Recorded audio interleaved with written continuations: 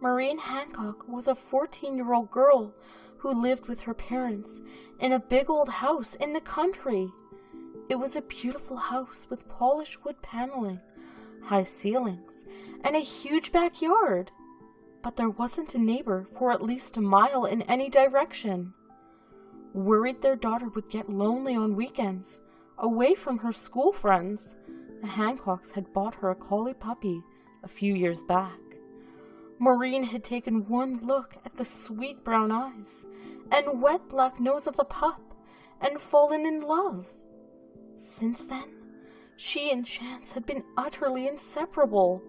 During the day, they played fetch in the yard and explored the woods and streams behind the house, Chance sniffing enthusiastically at the wet leaves and barking excitedly at the squirrels and rabbits. At night, he slept under her bed, barking if anything went wrong, guarding her sleep. One night, Maureen's parents decided to go into the city for dinner and a movie. It was a long drive, so they decided to stay in a hotel overnight and come back the following morning. "Are you going to be okay here by yourself, Maureen?" her mother asked. Maureen rolled her eyes. "Mom, I'm 14, not 4. Besides," she scratched the big dog's behind the ears affectionately, "you know Chance is here to protect me."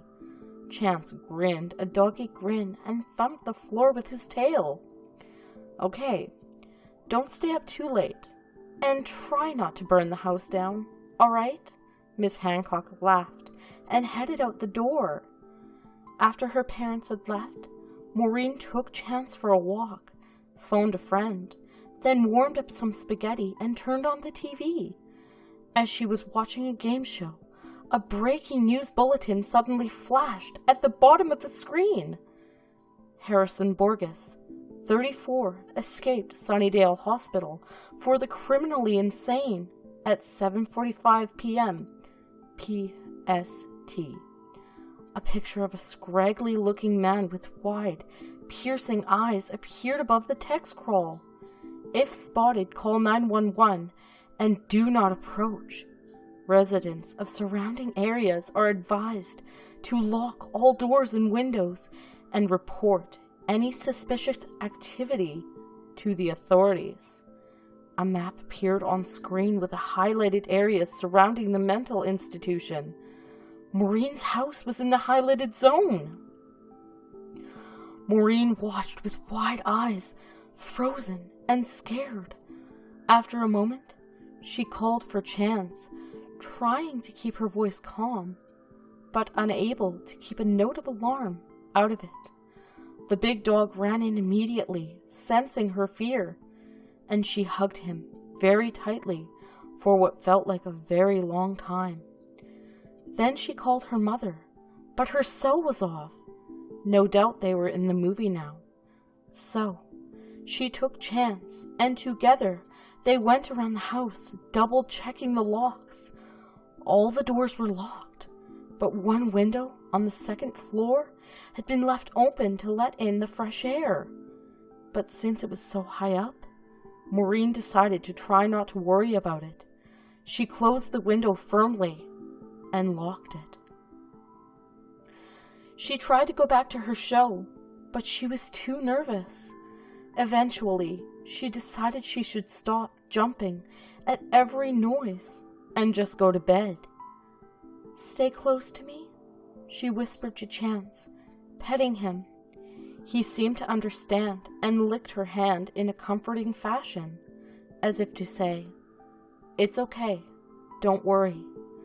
She smiled at him and got into bed, and he assumed his place under it.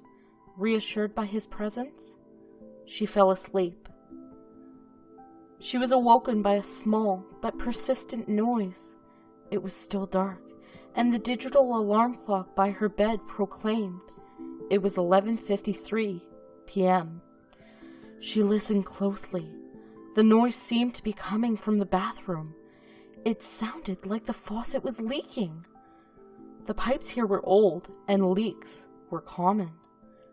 That noise That drip, drip, drip was so commonplace, but tonight it scared her. She put a hand under the bed to the collie's usual spot and whispered, "Chance?" She felt his warm tongue lick her fingers reassuringly. Feeling better, she rolled over and went back to sleep. But an hour later she woke up again. That drip, drip, drip noise was still there, sounding loud in the dark, still night.